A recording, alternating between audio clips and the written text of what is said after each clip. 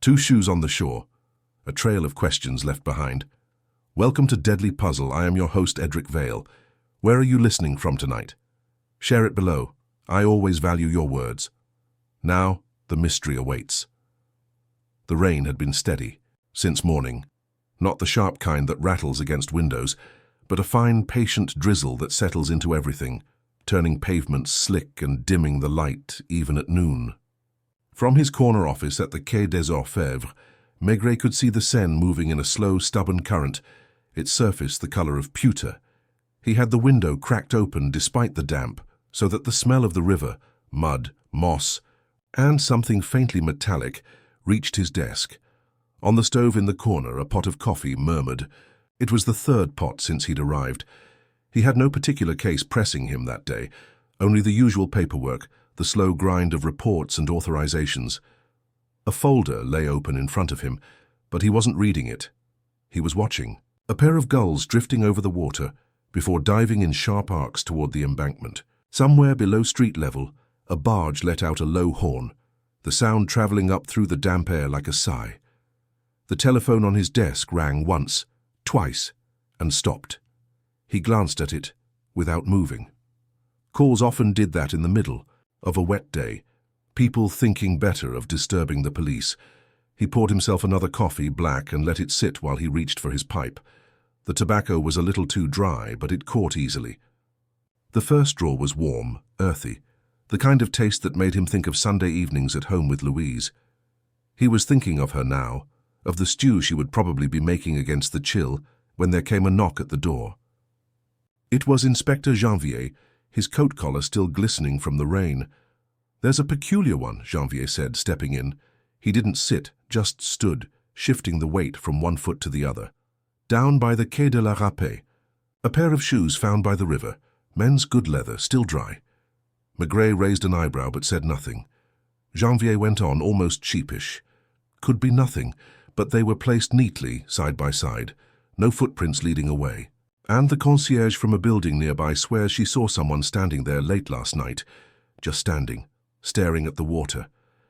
The shoes meant nothing yet, and Maigret knew it. People left things behind for all sorts of reasons. Still, something in the picture, the rain, the stillness, the shoes without an owner, drew him. He tamped the tobacco in his pipe and rose slowly, stretching as if he had all the time in the world. "Come on," he said, taking his coat from the rack. "Let's go have a look." They walked down to the embankment together. The rain had eased, but the air was heavy with it, each breath cool and tinged with the river's smell. The streets around the Quai de la Râpée were quiet, a row of tired apartment buildings, a closed café with chairs stacked inside, a tabac with the blinds half down. The shoes were still there on the edge of the quay, black Oxfords, well polished, their laces tucked in. They looked oddly dignified, like they were waiting for someone to step back into them. The river slid past below, indifferent, carrying little scraps of wood and paper along its broad surface. Maigret crouched and touched the leather. Dry, as Janvier had said. No scuffs, no wear on the toes. He turned one over in his hand. The sole was clean. No mud, no grit, as if they had been placed there from a bag, not walked in. Behind them, a woman's voice called out from a doorway. "It was last night," she said, her arms folded against the cold. "A man standing there, tall with a hat. I went to bed before he left. In the morning the shoes were there instead." Maigret looked up at her. "And you didn't see him again?" She shook her head. "No one did." Then, after a pause, she added, "Not around here." The drizzle thickened again, and Maigret lit his pipe, the match flaring briefly in the damp air. He said nothing for a long moment, only watched the Seine moving on, as if it knew more than anyone else. Something about the shoes and the quiet way they had been left told him this wasn't just an oddity for the lost and found. It had the shape of something else, something that would need patience. He turned back toward Janvier. "Let's find out who he was," he said. They crossed the quay toward the doorway where the woman had appeared. It was a narrow entrance, painted a brown that might once have been warmer, worn to the grain around the handle. A sheet of blue paper with reminders, garbage days, a warning about bicycles in the hallway, curled at the corners with humidity. Inside, the smell changed at once. The river dropped away and gave place to stairwell damp, to cabbage cooking somewhere above, to old soap. The electric light was on, though it was noon, a white bulb with a pull chain, and it made a small, jaundiced halo on the peeling walls. The woman came down to meet them. She had a scarf around her hair, tied under the chin, and she wiped her hands on her apron as if she'd been afraid of leaving damp marks on the banister. She was not old, not young, either one of those ages that belong to buildings and not years. Her eyes flicked once toward Maigray's pipe, then to his hat as if cataloguing them, and settled on his face with a small, practical resignation. "I'm the concierge," she said. "Madame Flamand." Maigret held out his card without fuss. "Inspector Maigret, this is Janvier." She nodded, weighed the little rectangle in her hand as if it had some warmth of the man still in it, and tucked it somewhere under her apron. She did not ask them in. The hallway was theirs anyway. "You saw him last night?" Maigret asked, not looking directly at her, his voice as soft as the building's light. She shifted her weight. "I didn't see him come. I saw him there. I went to put out the rubbish around 11. He was by the parapet, not leaning, not moving. He had a hat and he held it with his hand like this." She mimed a palm on the crown, 2 fingers touching the brim. "He wasn't smoking, he didn't do anything." "How long did you watch?" asked Janvier. She made a face that was both apology and impatience. "I don't stand in the rain." "For pleasure, monsieur." I went back in. I looked out again from my window a little later. He was still there. "And in the morning," her chin pointed toward the key, "the shoes." Janvier had his notebook out, he always did. Maigret let him do it. He took off his hat, shook a little rain from it, and turned to study the hallway. The pigeonholes by the door were a row of brass-lipped slots, with names that had been rubbed and rewritten, some on scraps of paper in different hands. Fermer, Monsieur Renaud, Sueur, Madame Bilette, Trier, Lopatin, Tailleur, Forer, Mademoiselle Delaunay, Foyfille, Arrière, Monsieur Gallet, 5e Ségur. One was blank. He let his gaze dwell on the blank one, and Madame Flamand followed it. "That was empty for 3 months, she said quickly. "The owner prefers it that way. The man on the 3rd rear only came 2 weeks ago, but he has his name, the blank, no one." Maigret nodded, not as assent, but as acknowledgement of the rhythm of the building's life. On the floor near the door was an umbrella stand. 3 umbrellas leaned there, each with a personality, one with a curved wooden handle worn smooth to the soft shine of many nights, another black with a torn seam close to the ferrule, and a third newer with a crisp tape still knotted around it. There was a 4th space, empty, a ring of dry on the tile where something usually stood to drip. He noticed, too, that a pair of felt overshoes were tucked under the stand, cracked at the heel, the kind a careful man keeps for wet days. He let that fact sit with the shoes outside. "Who goes out so late?" he asked, still watching the stand. Madame Flamand shrugged. "The tailor on the 3rd sometimes works late. He has clients who come after work. Mademoiselle Delaunay comes and goes at hours. The man on the 4th rear, Gallet, is quiet, walks like a cat." "You didn't see any of them last night?" She shook her head, but he saw the hesitation around the mouth before the movement. He waited, said nothing more. Silence made a space. It let people hear what they had not yet told themselves. She filled it without looking at him.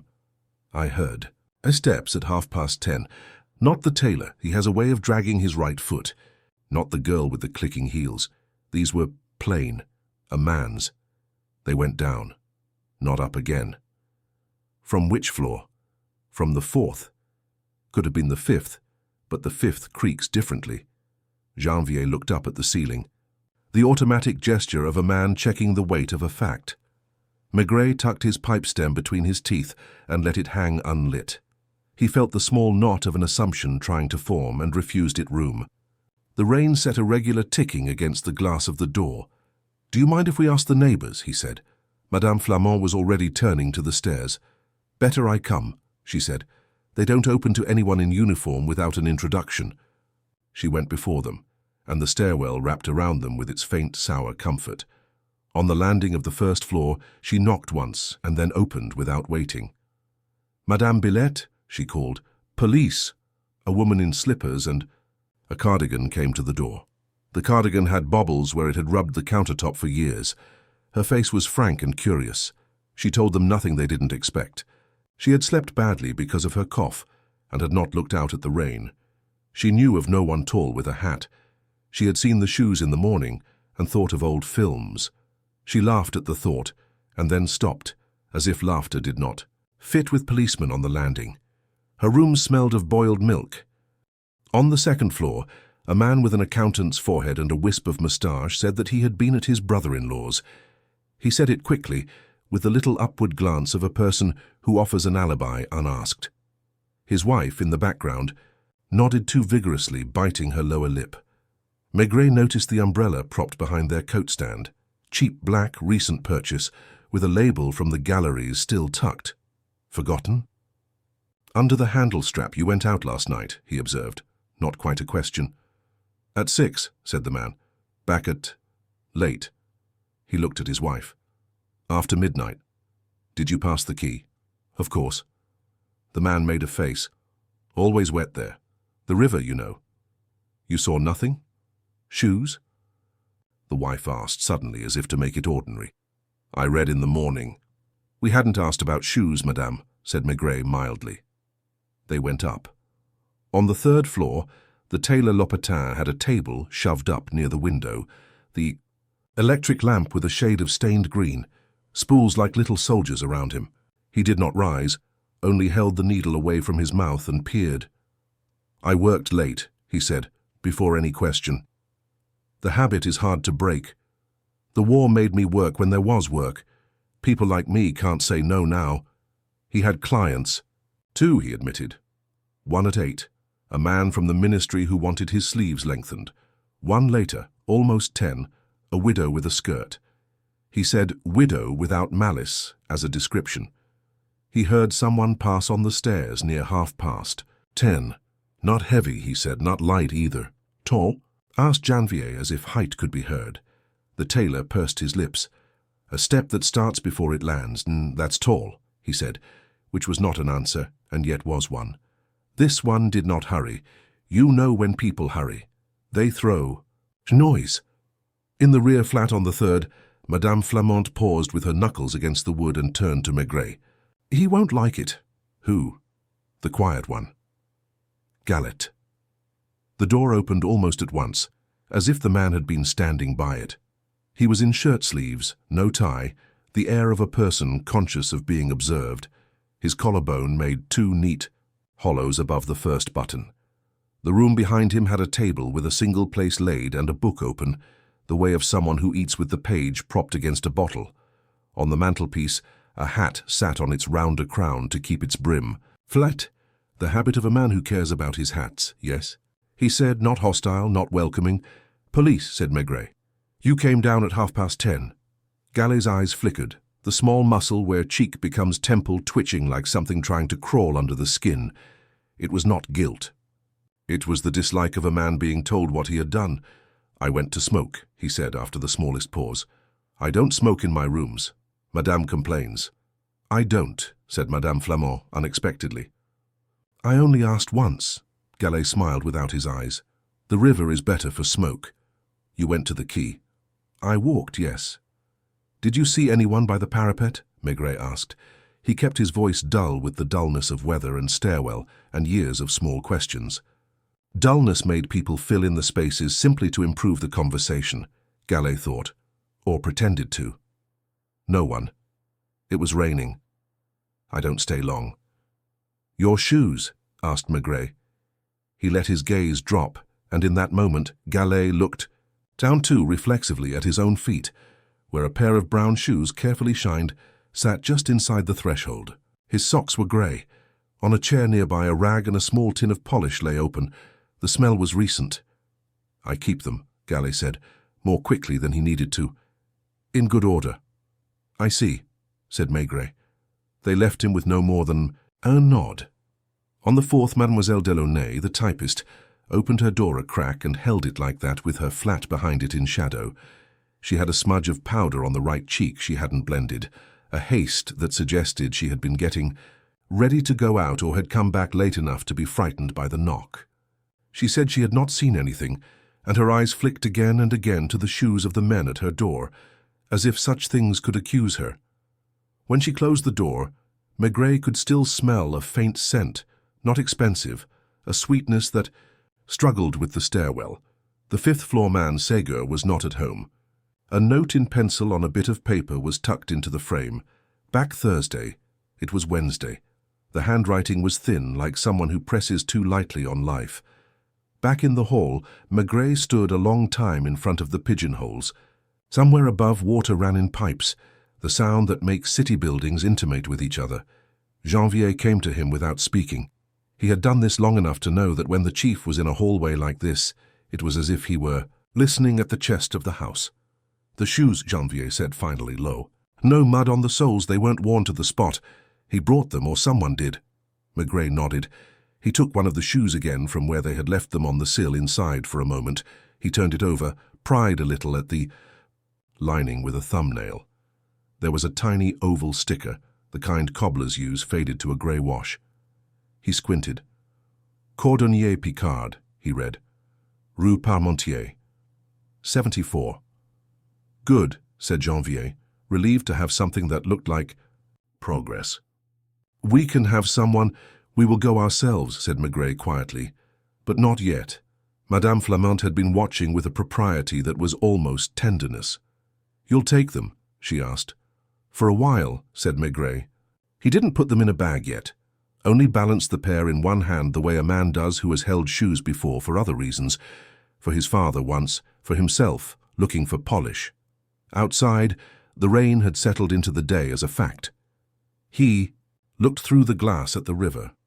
It seemed to hang there, level with his thoughts. People who mean to go into it do not leave their shoes so clean. Or if they do it where someone will find them quickly. These were placed with care and with time, and the care felt like a message rather than a farewell. A careful man, perhaps, like Gallet with his tins of polish, or the accountant with his umbrella. Or someone who knew such men, and borrowed their care to say something else. He put the shoes finally into a paper sack that Madame Flamant produced from the cupboard where she kept everything. String, candles, spare bulbs, a little ledger in which she had written in a neat hand when each tenant had taken coal deliveries and how much they still owed. He noticed, incidentally, that beside Gallet she had written, "Paid in advance, 2 months." Beside Mademoiselle Delaunay, late, 1 week. "Madame," he asked, as if it were only a social question, "do people pay you early often?" She smiled, the private smile of managers of small worlds. "People pay as they are able. The quiet ones pay early, if they have nothing better to do with their money. Those who live with their hearts pay late." He put his hat back on. "Would you tell us if anyone comes to ask for a parcel? Something left at the door, perhaps?" She nodded without asking why. The habit of such buildings was to know without being told what the police needed. On the quay, the drizzle had become a finer thread, almost not there, only enough to make a thin skin on the river surface, where drops met a current bigger than their purpose. A barge slid past, the man at its stern coatless despite the wet, the cigarette sticking to his bottom lip as if grown there. Across the road, a cafe that had been closed was now open, a small strip of yellow behind the glass, a woman wiping. A counter with the slow, precise movements of someone who considers wiping a kind of thought. "We'll go in there," said Maigret. "After we've called the river police. Tell them nothing yet, only that we'd like to be told quietly if a body comes up downstream." He paused. "And find out about Picard on Rue Parmentier, what kind of cobbler he is. There are cobblers who sell shoes and cobblers who mend them like surgeons. This one did not put his sticker on cheaply." They crossed to the cafe. The bell on the door made a tired jingle that seemed older than the shop. Inside, the air had another texture, warm with coffee, and the faint fretting of a radio that a customer had left on, and no one had yet decided to silence. The woman behind the counter looked up with the muted expectation of someone who recognizes the police, and also thinks nothing here will ever be important enough to them. Maigret ordered 2 coffees, heavy, and stood at the zinc bar, the damp of his coat steaming slightly. He did not ask questions yet. He watched the mirror behind the bottles, where the street was reversed and the river flowed in the wrong direction. People told more to mirrors. He put the paper sack with the shoes on the bar stool at his side and rested his hand on it, as if it were a hat. He felt not certainty, but a slow rounding of an idea the way a stone in a pocket rounds under the thumb day after day. People leave their shoes to be found for someone who will understand they were meant to be found. It was not despair he smelled here. It was a small stubbornness. He would have to sit with the building for a while, with Madame Flamant and her ledger, with the tailor and his lamp, with the typist's powder unblended, and the quiet man's dislike of being named as someone who goes down the stairs.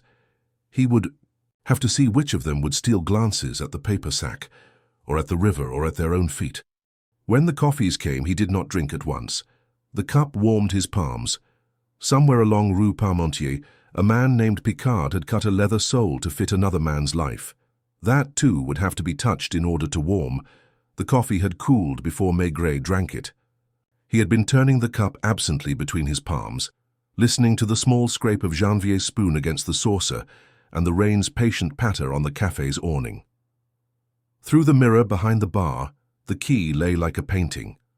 Pale, damp stones, the slow grey of the Seine, and the faint silhouettes of pedestrians bending into the weather. Janvier had his notebook open, though he wasn't writing. "Do you think it's one of them upstairs?" he said, not as a question but as a placeholder in the silence. "I think," Maigret replied, "that people don't leave their shoes behind without imagining who will find them. These weren't thrown away, they were offered. That makes it personal." Janvier nodded. "And the cobbler?" "We'll see Picard," Maigret said, "but not until the picture's clearer here. If I walk into his shop now, I'll come out with facts before. I've got a place to put them." The cafe woman came back with a cloth and began polishing the same stretch of counter she had already wiped twice. She was watching them, but in the oblique way of someone used to seeing police pass through without involving her. Maigret caught her eye and let it linger a moment longer than necessary. "Busy here in the evenings?" he asked, as if the question were only small talk. She paused, cloth mid-air. "Depends on the night. Rain like this, only the regulars." "Last night, the man from the laundry, the old couple from Rue Traversière, and a stranger." Maigret tilted his head. "What sort of stranger?" "Tall, coat collar up, didn't drink much, just sat. He had his shoes polished, shiny enough to see your face, looked at the river as if he was waiting for it to answer him. Paid in coins, all small. Left before 11. He didn't need to ask if she had seen where he went. She would have told him if she had. Outside again, the rain was lighter, almost a mist, the kind that creeps under coat collars without announcing itself. They walked back along the embankment, the paper sack swinging lightly in Maigret's hand. The lamps were still lit, though it was midday, their yellow pools quivering on the slick pavement. By the time they reached the Quai des Orfèvres, the warmth of the office felt almost unwelcome. He set the shoes on his desk, not in evidence bags, but side by side as they had been found, as if proximity to their arrangement might keep the intention intact. He made a call to the river police. No bodies recovered that morning. They would send word if that changed. He replaced the receiver slowly, tamped the tobacco in his pipe, and leaned back. Janvier was still standing. "Shall I have someone look into the tenants?" "Not yet," Maigret said. "Let them breathe. If you start asking questions too directly, they'll start rehearsing answers. I'd rather hear the first versions." He left the office again just after 2, this time without Janvier. He took a bus toward Rue Parmentier, sitting by the window, watching the city pass in its muted, rain-washed colors. There were no sharp edges. The whole of Paris seemed softened, as if seen through steamed glass. Picard's shop was easy to miss, a narrow frontage between a stationery store and a café tabac, its window crowded with shoes in varying stages of repair. Inside, the air was thick with the smell of leather and glue. A small bell jingled when Maigret pushed the door. Picard was a thin man with a sparse moustache, his apron dusted with the pale bloom of ground leather. He looked up from a half-soled boot and took in Maigret's hat, the coat, the paper sack. "Police?" Maigret set the shoes gently on the counter. "Yours?" The cobbler turned them in his hands with the slow professional gestures of someone who knows every line and stitch. "Yes, work from last week. New soles, polish. They belong to—" He hesitated. "To Monsieur Ségur. Lives on Quai de la Haye. Répé, 5th floor, I think. Quiet man brings his shoes in every month like clockwork. He paid in advance? Picard nodded. Always. And he waits for no change. Says it's for the trouble. Not that it is trouble. Did he seem different when he brought them in? Picard frowned, searching memory. Quieter, and that's saying something. He stood a long time looking at the shoes when I gave them back, as if deciding something. Then he put them in a paper bag instead of wearing them home. Maigret took his time putting the shoes back in the sack. He paid for a packet of matches he didn't need before leaving, because it kept the rhythm of the visit from seeming like an interrogation. Back on the street, the rain had stopped, leaving the air heavy and expectant. He walked without hurry, toward the quay again. In his mind, he placed the shoes in Segur's paper bag, saw him climbing the stairs with them, not on his feet but under his arm, saw him stepping down later into the night with his own shoes on, leaving these behind, by the water. Not a farewell to life, perhaps, but a farewell to something. When he reached the building, Madame Flamant was in the doorway, her scarf pulled tighter against the damp. "You missed him," she said without preamble. "Ségur. Came back just—" "Now, saw you weren't here, went straight up." Maigret nodded. "You told him?" "I told him nothing, but he looked at the pigeonholes, saw the blank, saw the card you left me. He knew." He went up the stairs without knocking until he reached the 5th floor. The door to Segur's flat was closed, but light showed under it. He waited a moment, listening to the faint scrape of a chair being pushed back, then knocked. Once. There was a pause before the door opened. Ségur was a narrow man, pale with the expression of someone already mid-thought when interrupted. His coat was on the back of a chair, and the table behind him was set for one. "You left your shoes by the river," Maigret said. The man's eyes flickered to the sack in Maigret's hand. "So you found them." "They were meant to be found," Maigret said, stepping just far enough forward that he could see the whole of the small room. No disorder, no sign of haste, everything in its place. Ségur didn't invite him in, but he didn't close the door either. "I wanted them gone," he said finally. "They weren't mine to wear anymore." The words were not the confession. Half a crime, but they had the same weight. Maigret didn't press. Silence sat between them like a third person. Outside, a barge horn carried up from the river. "I think," Maigret said quietly, "you might want to tell me why. Not today. But soon." Ségur's gaze didn't waver. "Perhaps." Maigret left him there, the door closing without a latch. On the stairs, the air smelled faintly of polish and something sharper, like the ghost of a perfume. By the time he stepped back out to the quay, the first thin line of evening light was breaking through the clouds, catching on the damp stones, and the slow-moving Seine. He didn't yet know what tied Ségur to those shoes, but he knew the knot was tight, the kind that would take patience, not force, to loosen. Evening gathered early, as it does on days that never quite become day. The light along the quay thinned to a metallic strip, and the first lamps woke with a tired hum. Maigret stood a while with his back to the river, not looking at anything in particular, as if he were part of the stone it lapped. The paper sack with the shoes was back at the office now, resting where he could see it when he returned. He preferred objects to sit in a place he knew, as if proximity to his chair might coax them into speaking. He went back into the building, and let the stairwell take him without hurry. On the 3rd floor, the tailor's door was half closed. Through the slice of light, he saw Lopatine's profile bent over a seam, the lamp's green shade turning his face an underwater color. On the 4th, the typist's door stood open a hand's breadth to let steam out. There was the clink of a pan, a smell of something cheap and peppery. She didn't look up as he passed, but he felt her attention trace his steps like warmth does a draught. On the 5th, he didn't knock again. He stood outside Ségur's door and listened to the small sounds of a room in which a solitary man moves, a chair leg being dragged a little to stand more evenly, the squeak of a drawer that sticks, a match struck and then not used.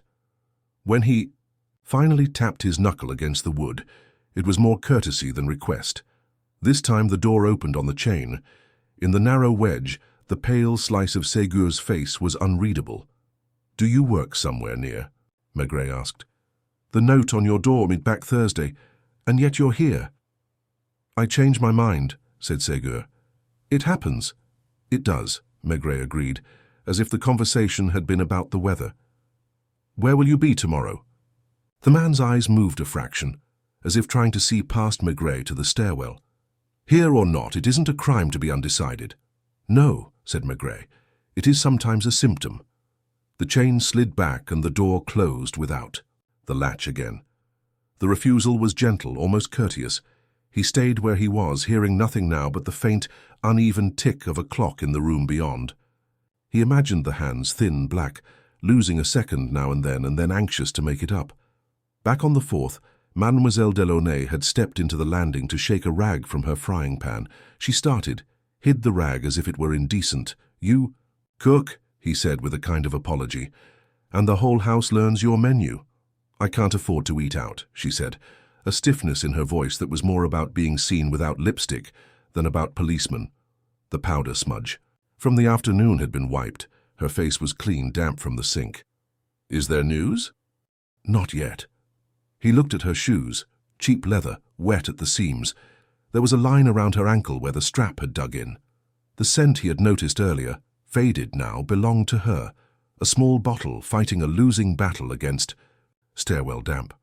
"You came home late last night." Her chin lifted a degree. "And if I did?" "It's your right. You pass the key, always. It's shorter." "Did you see a man by the parapet?" she thought. Properly, without rehearsing. He could see the movement of memory behind her eyes. "A man with a hat," she said finally. "Everyone wears hats." Then, after a beat, "He wasn't smoking. Most men smoke when they're alone. To look like they aren't." "You notice such things," he said. She shrugged, embarrassed by the compliment. "I type all day. I notice hands and whether they tremble." She looked past him toward the 5th floor. "Is he in trouble? The quiet one?" "Which quiet one?" he asked, not because he didn't know which she meant, but because the way she defined quiet mattered. "Gallet is quiet like a cat," she said. "He walks knowing where the creaks are. The one upstairs is another quiet. The kind that makes you nervous because you can hear your own noises." He nodded. It matched the silence behind the chain. "Thank you," he said, and moved on. On the 3rd, Lopatin had not lifted his head from the thread, but spoke just the same, as if the stair had told him who was on it. "You will not get anything from knocking on doors tonight," he said. "They will think until they have all the same thoughts."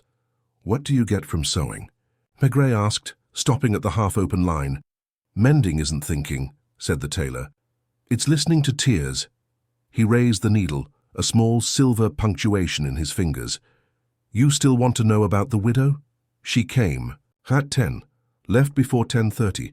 She smelled of rain and cheap soap, not like the girl upstairs." "Where does the widow live?" "Not here," Lopatin said.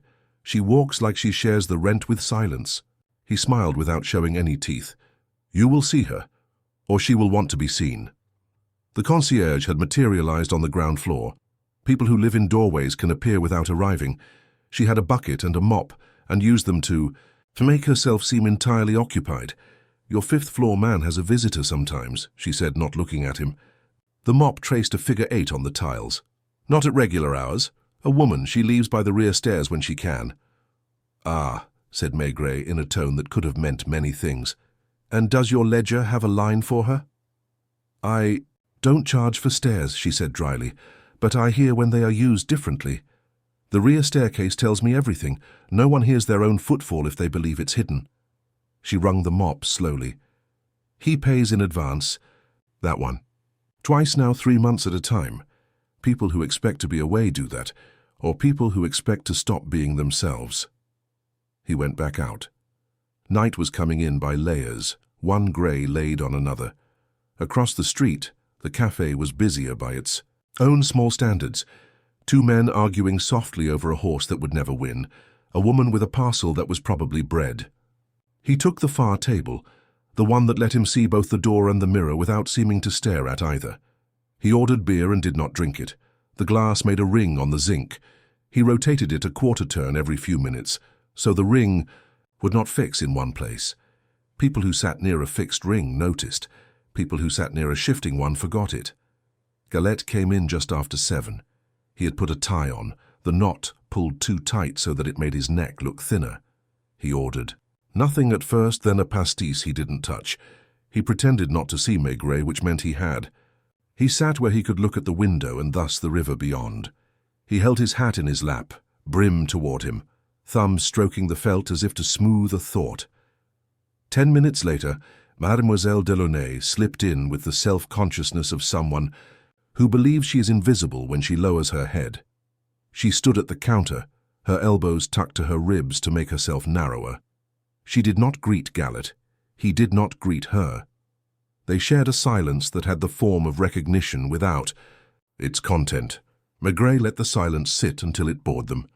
Then he stood, not to approach but to look as if he had decided to leave, and then, as if changing his mind, to stand near enough to ask the woman behind the counter for a pack of tobacco.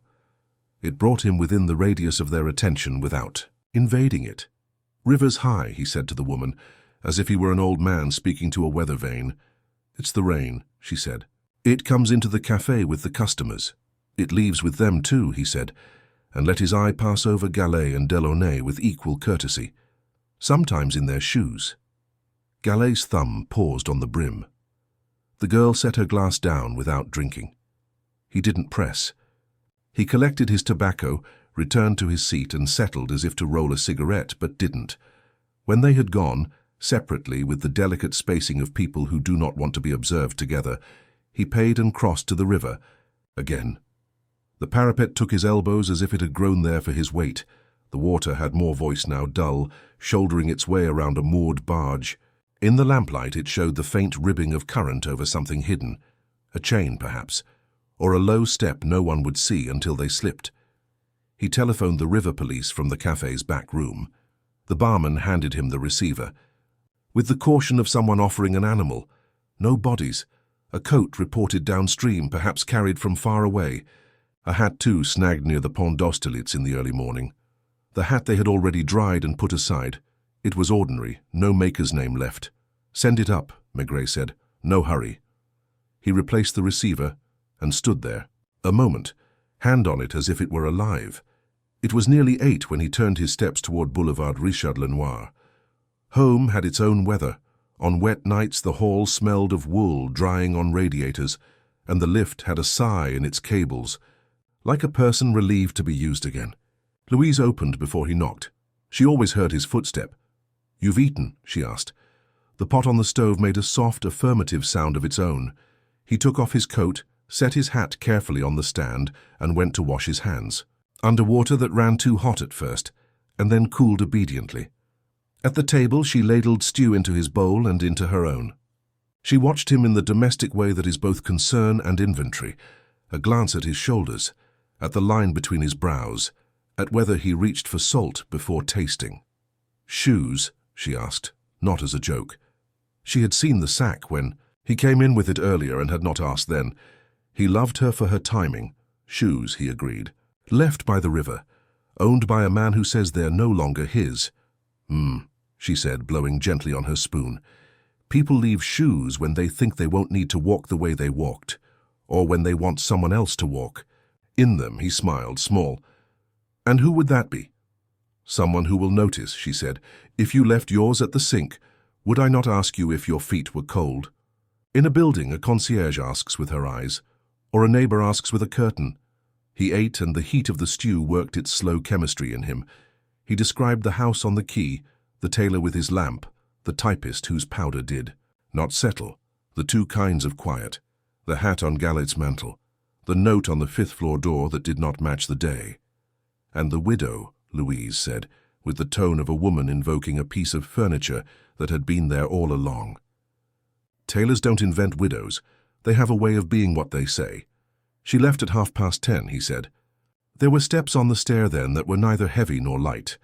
"You hear feet all day," Louise observed. "At the end of it you know who doesn't want to make a sound." He reached for the bread and tore it, and the tearing made a sound like fabric giving up carefully. "He pays in advance," he added almost to himself. "Twice 3 months people pay in advance when they're going away, or when they want to be able to leave at any time without thinking about it, or when someone else pays for them," Louise said. "You know the type. The aunt who worries, the woman who won't have her friend embarrassed at the first of the month." He looked at her, and something eased behind his eyes. He had been circling the arrangement, as if it were a piece of furniture in a dim room, bumping it softly with his knees. And here in the kitchen, she had reached for the lamp. Someone was carrying the weight of someone else's time.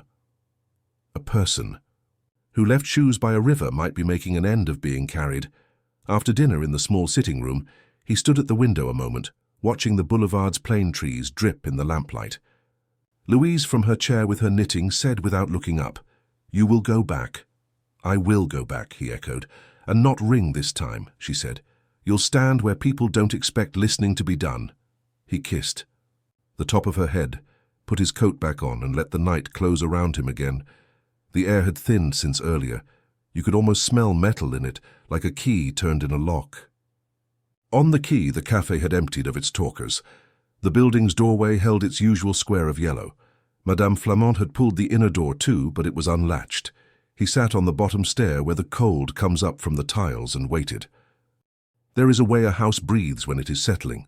The timbers ease, the pipes swallow, the wind finds a gap and plays it softly. Above, a footstep crossed from one side of a room to another and back. The fourth floor, not the typist, her step had that quick apologetic staccato. This was measured, a metronome set slightly too slow. The fifth floor was silent for a long time. Then a chair moved. Somewhere a door opened, not onto the landing but inside a flat. The little cough of an armoire or a drawer, the cattish glide of a cupboard with its well-oiled hinges. He sat very still and let the sounds sort themselves into sentences. IDCD 10? The rear staircase gave a single unmistakable complaint, the wooden riser that had dried and shrunk separating from its nail. Someone who knew the front stair creaked, preferred the back. The step did not repeat. A door closed softly after. He stood then, and in the building's mirror opposite the letterboxes, he caught a glimpse before it was gone. A figure in a dark coat, a hat pulled low, a woman's scarf wound up high against the chin. Not the typist's cheap perfume, something without sweetness. The widow, most likely, keeping the appointment with her own care. He did not follow. He let the date write itself in the ledger of the house. 10 o'clock, rear stair, the quiet that makes others hear themselves. He went back to the river instead and leaned there, and the water, obliging as ever, pretended to say nothing at all. In the morning he would ask sea to things that made noise, the hat from Austerlitz, the lack of a body. But tonight he had what he needed, the shape of a secret that preferred stairs no one used, and a man who had left his shoes at the edge of the only witness he trusted to carry everything away. The widow did not appear in the morning. Maigret had expected as much. People who use the rear stair at night don't linger in daylight.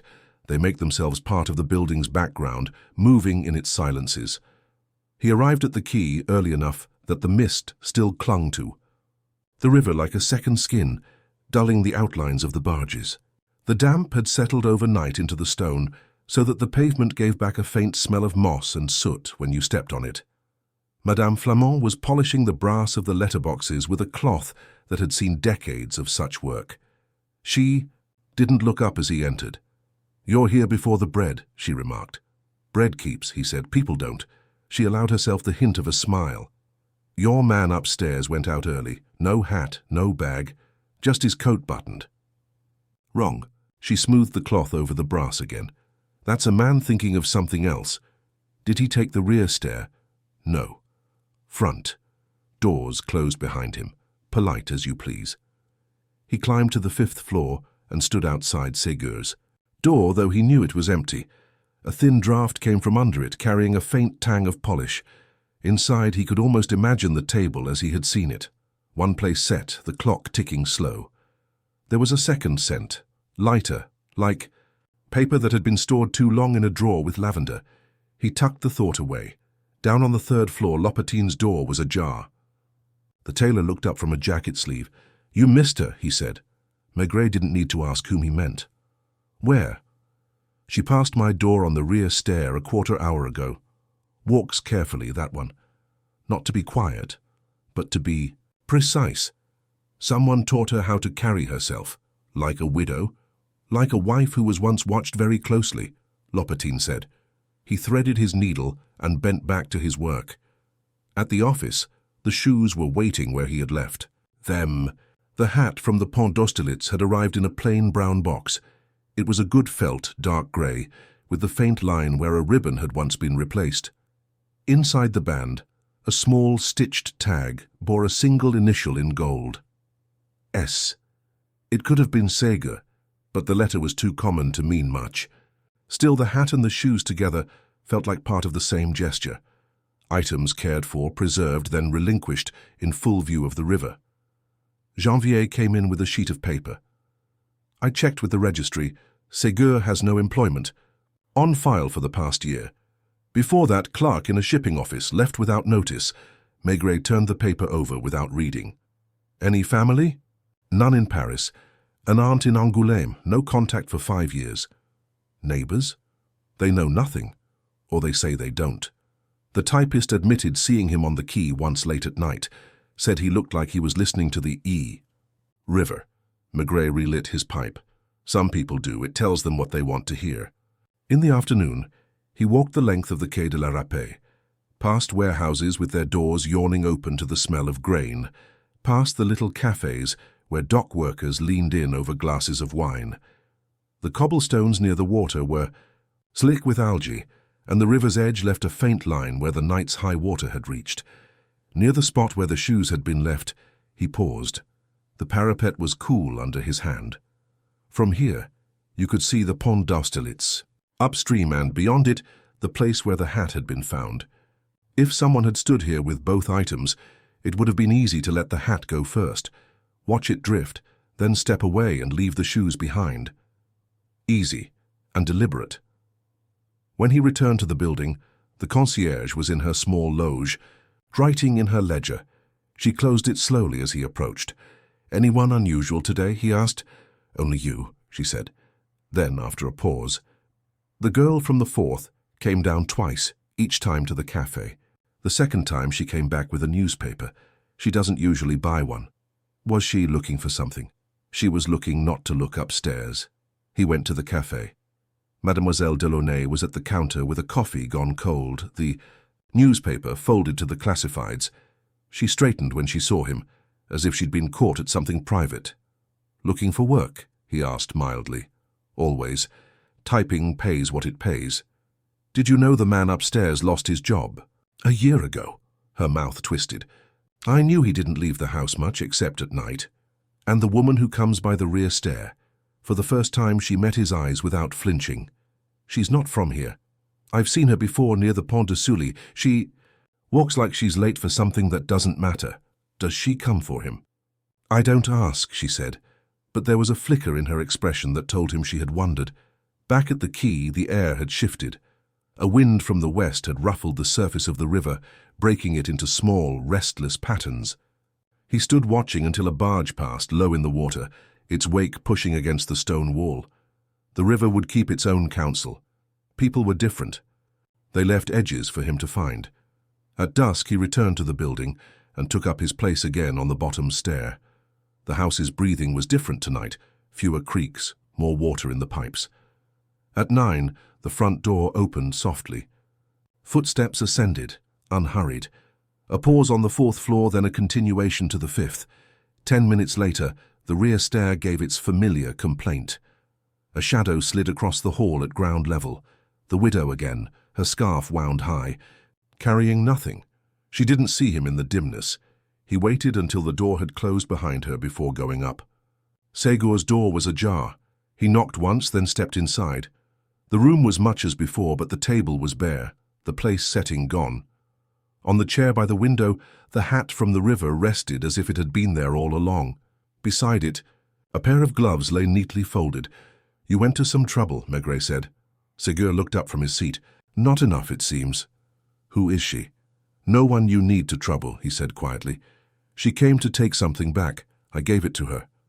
"The shoes?" "The time they stood for," he said, and there was no irony in it. Maigret didn't answer. He knew when a man had decided the words he would use, and when there was nothing to gain by prizing them apart. He glanced once more at the gloves, the hat, the empty table, then let himself out. On the quay, the lamps had taken full possession of the night. The Seine moved on, carrying what it had been given without question. Somewhere in the building, behind him, A door closed softly, and the sound was swallowed by the slow, patient breathing of the city. The wind had picked up overnight, scattering paper along the quay and bending the cafe's awning so it flapped softly against its frame. By morning the rain had returned, not heavy, but steady enough to turn collars upward and make the river look swollen, its surface blurred like glass breathed upon. Maigret arrived without hurry, his coat damp at the shoulders, the smell of wet wool rising from it. He paused by the parapet where the shoes had been left, as if standing in the same place might give him the weight of thought the man had carried here. The building's door was propped open with a bucket, and the air from inside was warm with boiled cabbage and damp stair treads. Madame Flamant was in her loge, knitting with an expression that suggested the needles had been moving since long before he entered. She didn't stop, but her eyes flicked toward him in acknowledgement. "He didn't come back last night," she said, without being asked. "Not after you left. The girl upstairs did, around 11, alone." She paused to wrap the wool once more around the needle. "The widow hasn't been seen." He stepped into the loge, glancing at the little shelf where she kept her ledger. "And you've kept watch?" "I don't sleep much," she said. "When you've been here as long as I have, you learn the noises a building makes. If one is missing, you notice." Maigret's eyes rested on the rain-spotted glass of the street-facing window. "And what noises were missing last night?" "The rear stair," she said simply. "It was quiet from the moment you left until morning." He nodded, filing it, away without comment. Climbing the stairs, he noted the lingering traces of someone having passed earlier, a faint whiff of pipe smoke near the second-floor landing, a heel mark on the worn edge of the third step up to the fourth. On the fifth floor, the air outside Segur's door was cold and still, like a room left unheated. He knocked once. No answer. Downstairs again, the cafe had the sluggish air of a wet morning. Two men with newspapers, the radio muttering low. Mademoiselle Delaunay sat near the back, a cup of coffee before her, untouched. She was dressed for work, but her coat was still buttoned, as if she hadn't decided whether she would actually go. "You've seen him?" Maigret asked, sitting opposite without invitation. She shook her head. "Not since yesterday. He keeps odd hours, but not like this." "He had a visitor the night before last," Maigret said. "You know her?" The girl's lips pressed together, the smallest sign of resistance. "I've seen her, yes. Not often. She comes when no one's looking." "What does she take? Away?" "I wouldn't know," she said quickly, but then added, almost in spite of herself, "Once she left with a small case, the sort you'd carry papers in."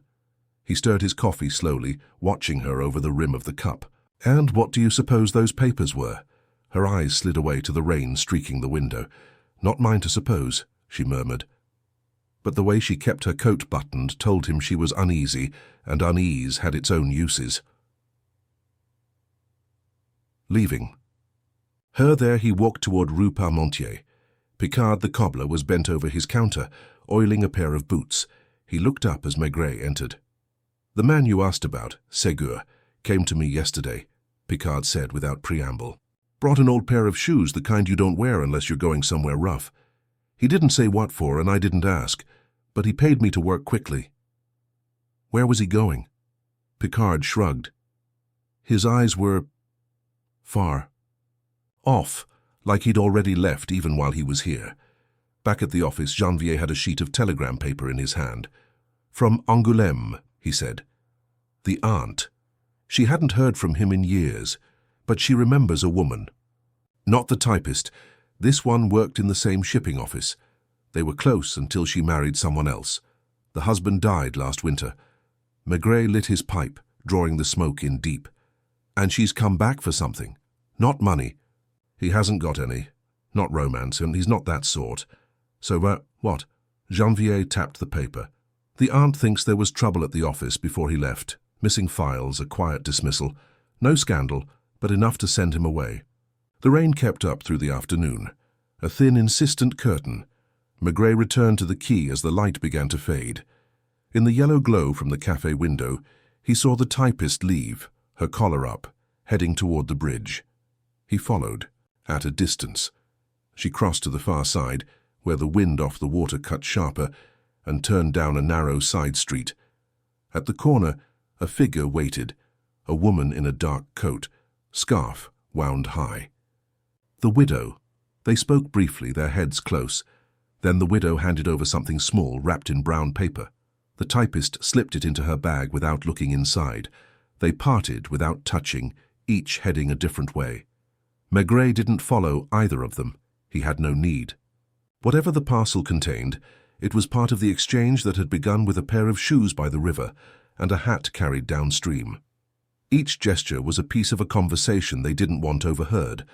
Back in the building, the hall was empty, the stairwell echoing faintly with the sound of his own steps. On the 5th floor, he paused again outside Ségur's door, listening. From within came a faint, irregular sound. Paper being folded, perhaps, or a drawer closing. He didn't knock this time. Some doors open more easily when they think no one is waiting outside. He returned to the parapet and stood there in the drizzle until the lamps along the quay flickered on. The river moved past, patient, carrying away what it was given, piece by piece, without ever returning it. And he knew the time was coming when whatever Ségur was holding on to would have to join it. All he had to do was wait for the moment the man decided to let go. The drizzle thinned toward evening, then returned in a finer grain that made halos around the lamps along the quay. Maigret stayed where he was, elbows on the parapet, letting the river carry the shape of his thoughts. Barges moved like patient animals against the current, their low engines vibrating into the stone. Somewhere behind him, the cafe door tinkled and hushed again. He did not turn. The parcel had changed. The temperature of the house. You could feel it in the way the stair would hold its breath between one footfall and the next. When he went back inside, Madame Flamande had the loge door ajar and the ledger open, as if figures could explain what people failed to say. She looked at him over the top of her spectacles. "They are all pretending," she announced, with the calm that comes from having outlived many dramas. "It makes more noise than the truth." He grunted, agreement, not approval, and climbed. On the 2nd floor, a radio murmured dance music from far away. On the 3rd, Lopatine's lamp threw its familiar green ellipse. On the 4th, Mademoiselle Delaunay's key scratched briefly at her lock, and then withdrew as she sensed someone on the stair. He did not speak. He sat on the step below her landing and waited, hands on his knees, a large man arranged to be smaller. She stood in the doorway, with her coat still on. The parcel she had carried earlier was gone, her bag hung flat and light. From the kitchen space behind her came the nervous ticking of a pan heating before the flame found it.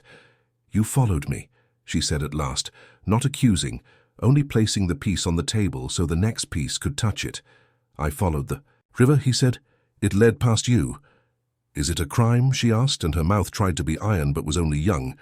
"To carry paper in the rain?" "It depends who needs the paper to be dry," he said. Her eyes dropped to the line where the stair nosing had worn smooth. The place tenants set their foot when they were careful. He let the silence stand, big and clumsy and unavoidable, until it became too heavy for her. "She asked me because I am no one," she said. "I am a typist. I am always being asked to carry words that don't belong to me." "She is the widow," he said. "From the office." "From the office," she repeated, and now her voice had a tired pride in it, the pride of someone who still knows where the punctuation goes in a sentence spoken too quickly. Before she married, before the winter, they were kind to each other, she and Monsieur Ségur, not like lovers, like people who recognized the same quiet. "And then?" he asked. "Then the husband," she said. He had big hands and a laugh that made desks shake. "He called us my girls and said he would make the company a river that never ran dry." She looked up finally. "You know how rivers are." He did. They carried away what didn't belong on the surface. He nodded once. "There were bills." "Of lading," she went on, the typist's precision taking over. "Names and ports and weights that didn't match. A crate that left Rouen and never arrived. An invoice paid to a warehouse that had no door on the day it was to be delivered. It made numbers that pleased the husband. When it didn't please someone else, Monsieur Ségur was the one told to go home quietly. He did. He is the kind of man who goes home." "And kept something," Maigret said. "Not to harm, to prove to himself he was not mad." She bit the inside of her lip. and the gesture made her look very young. He kept a set of copies. I know because I typed them twice, once for sending, once for keeping. He asked me to number them under the corner of the page where no one would look. I used the fine pencil, the one we borrowed from the draftsman.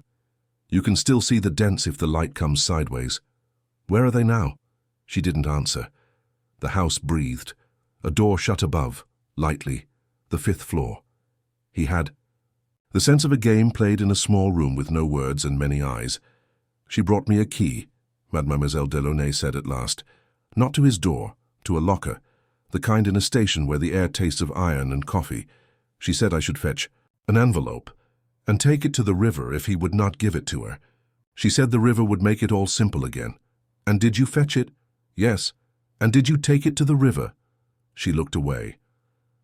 Do you think I would know how to throw something like that? It is one thing to imagine a page disappear. It is another to hear the sound it makes on water. He waited. She shook her head once, hard, the way someone shakes out a hand that has slept too long and tingled. I took it to him, she said. I knocked on his door and gave it to him. He did not thank me. He put it on the table and stood looking at it as if it might warn him before it caught fire. And the widow? He asked. She waited by the bridge, she said. I told her I had done what she asked, and I hated the taste that sentence made in my mouth. She said I was a good girl. I am not a good girl. I am a person who earns too. Little to refuse an envelope. Her breath hitched once. I didn't take it. What did she promise you? His tone was flat, not cruel. He had learned the wages of these arrangements. She promised nothing, the girl said with sudden bitterness. That is why I believed her.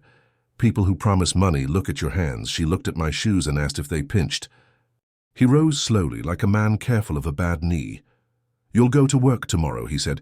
You will type the letters that are put in front of you.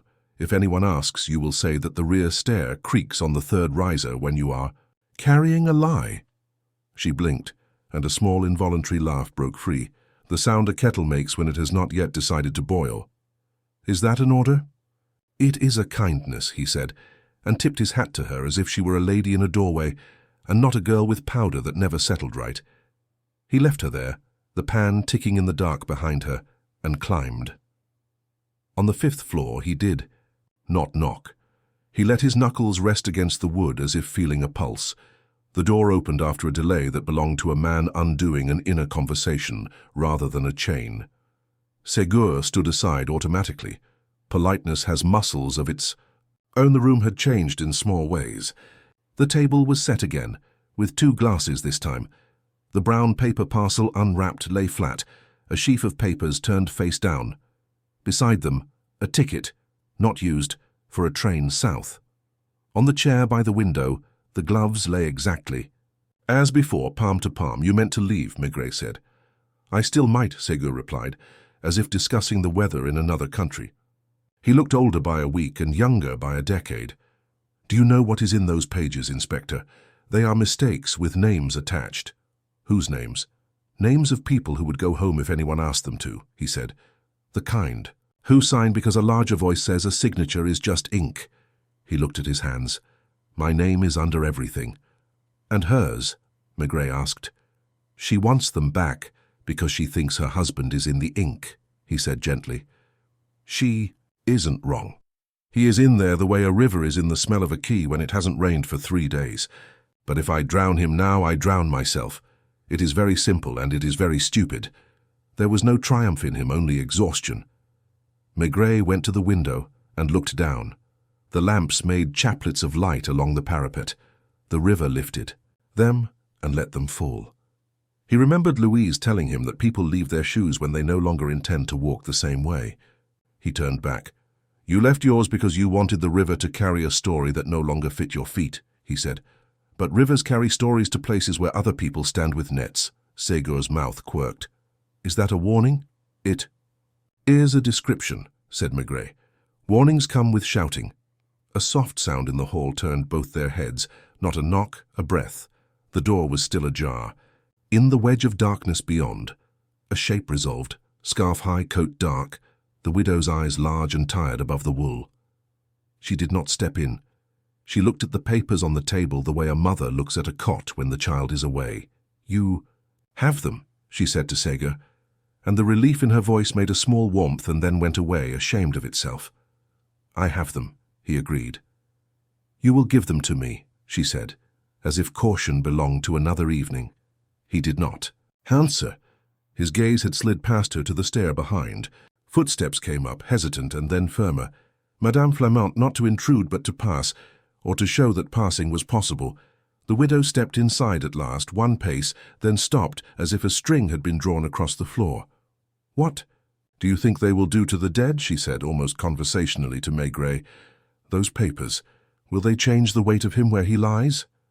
"They will change the weight of those who breathe," Maigret said. "That is all. Paper can do." She folded her arms, and you could see the old habit of closing doors with her body. "He was not a monster," she said. "He liked to be liked. He liked the smell of new ink and polished wood, and men taking off their hats when he came in. He did not understand figures.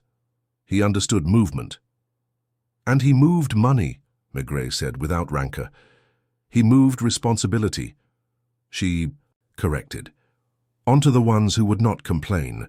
Did you think I wanted these pages to make him good? I want them so they do not make other people small." Silence. The house listened. A draught moved along the floor like a cat. "If you give them to her," Maigret said to Segur, "you will still be the man who left his shoes. If you keep them, you will have to learn to walk barefoot." A small sound escaped the widow. Not laughter, not weeping.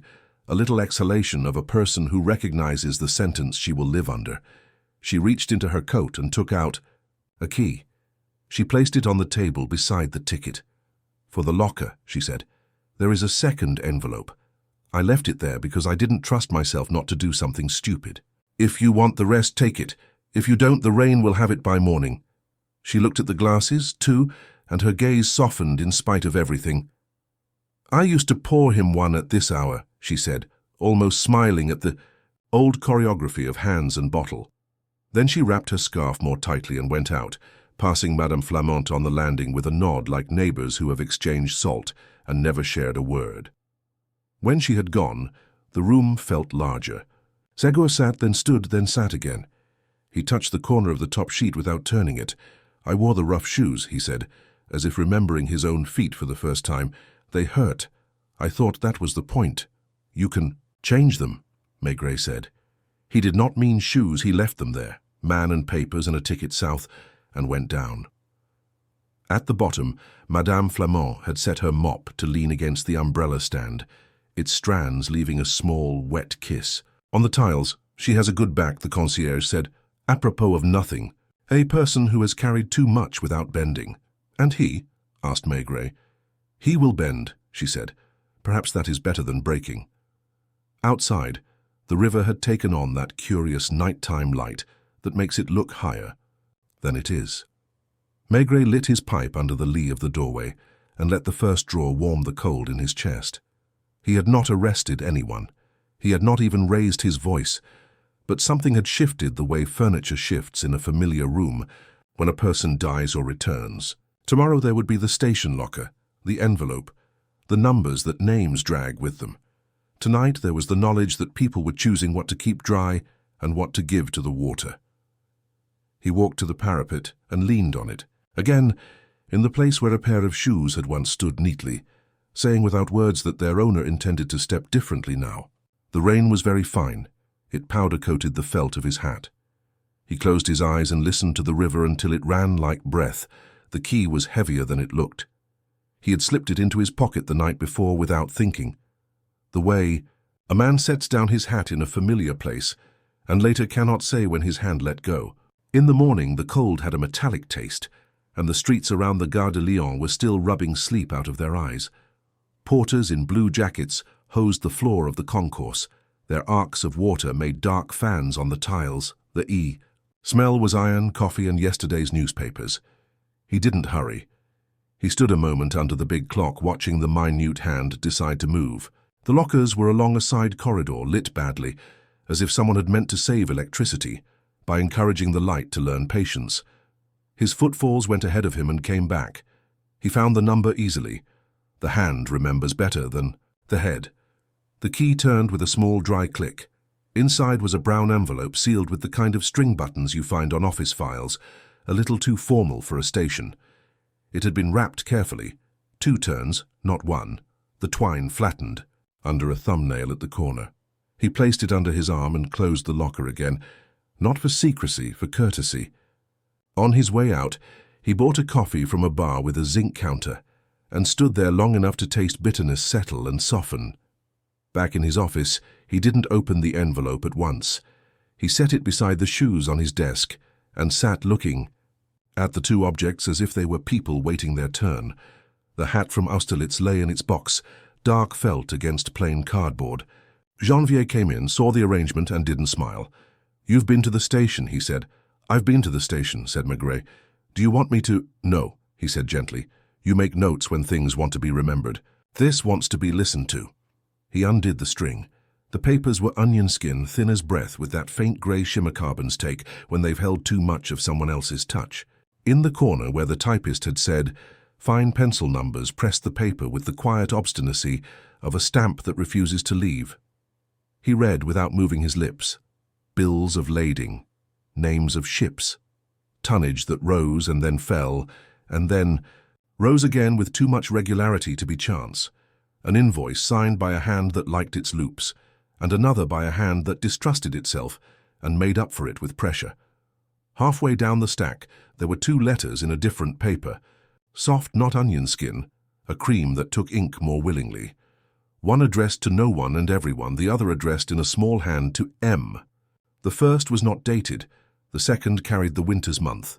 He did not read them through, he read sentences the way a man tastes a stew to see if the balance is right. The words were not crimes, they were arrangements between people who had been tired in the same rooms. He slid them back into place. When he had closed the envelope and retied the string, the room seemed calmer. The shoes on the corner of the desk looked like they had always been there, black and patient. He rang a number. A woman answered at the shipping office with a voice that had learned to be brisk. "This is Police Judiciaire," he said. "I won't trouble anyone. I'll call by this afternoon if that suits." The voice said it did, and gave him a time that avoided everyone else's lunch. He put the receiver down, and for a moment watched the river past his window as if trying to find the place where the current changed its mind. Then he took his coat and went out again into a day that couldn't decide between rain and light. The office near the river had a smell like all such places, ink, paper, a sweetness of paste and a fatigue that does not offend anyone because they all share it. A young man, management had grown new faces quickly, came from behind a glass panel and shook his hand with an energy that thought of itself as frankness. The widow wasn't there. He asked without asking, the way he knew how. "She works." "Mornings," the young man said. "We keep her on, families, you know, and she knows where things are." "Does she?" said Maigret, and turned his head slightly to take in the filing cabinets lined up like pews. He didn't sit. He stood at the corner of a desk and let his fingertips rest on its edge. The young man began the speech all young managers have, the one about efficiency, about regrettable past practices, about the sadness of error and the necessity of order. Maigret let him speak until the words tired him out and he had to breathe. "Have you had crates that arrived before they left?" he asked when the room was quiet. The young man opened his mouth, closed it, smiled, because he had been taught that. A smile resets a conversation. "We had discrepancies," he said. "There was a review. We are past that." "In reviews," said Maigret, "sometimes the past takes a seat and listens to the future talk." He walked along the cabinet slowly, reading the dates written in pencil on the tabs, the names that had been rubbed and rewritten when the ink bled. At one drawer he stopped. The small metal handle had a polish that was different from the others, not from daily use, from careful occasional hands. He opened it. Inside, carbon copies stacked in neat piles. He slid one out. In the corner, under the light, the faintest dent where a number had once been drawn and then erased. "Not to mislead. To remember where to look, may I?" he asked. And the young man, anxious to seem cooperative, said, "Of course, of course." He took 3 papers and laid them against the onion skins from his envelope. They matched the way reflections do when you stand at the right angle. "She kept the same system," he said softly. "Who?" the young man asked. "The typist," said Maigret, and then he looked at the chair by the window, the one that faced across the room rather than out, and knew without seeing it that the widow sometimes sat there, stilling her hands by making them ask the papers to be quiet. He left without taking anything extra. On the stairs he passed a man with a face like a ledger, lines too straight, the mouth a narrow subtraction. The man glanced at him once and out of habit removed his hat, which told Maigret more than the files had. The office was learning to fold itself around an absence. The fold had not yet taken. He ate something that pretended to be lunch at a counter where the soup had stood long enough to make peace with itself. He went back to the Quai de la Râpée on foot, letting the damp do what it wanted to his coat. By the time he reached the building, the concierge had her window open, letting out steam. "You've had visitors," she said before he could ask. "Not to you, to him. The one upstairs." "Which one?" "The one who pays early," she said, as if that was a name. He went up. On the 4th floor, Mademoiselle Delaunay's door was ajar. She had taken off her coat and hung it carefully, smoothing the sleeve with the palm of her hand. She saw him and assumed the posture of someone about to be scolded, and determined not to dislike the person doing it. He only nodded to her and continued. On the 5th, he didn't have to knock. Ségur opened as soon as his step paused outside. Like a host who has been listening for a late guest at dinner. "You've been to the station," he said. "I've been to the station." And the river does not make everything simple. It only makes everything wet. A breath that wanted to be laughter moved under the man's ribs and decided against it. On the table the envelope sat, the string neatly retied. The unused ticket lay beside it. There was an ashtray with a single match burned to half and pinched out. He hadn't smoked it.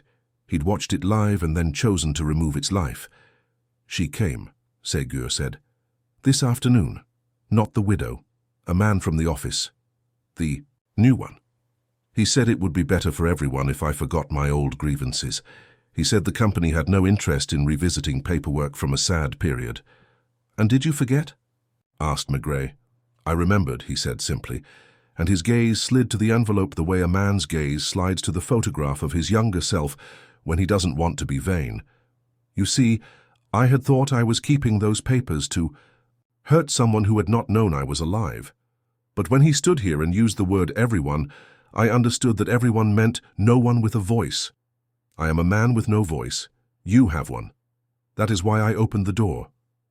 Maigret pulled out a chair a little and sat, the cushion giving that small sound that chairs make when they know the person sitting will stay a while. He didn't reach for the envelope. He let it be large between them.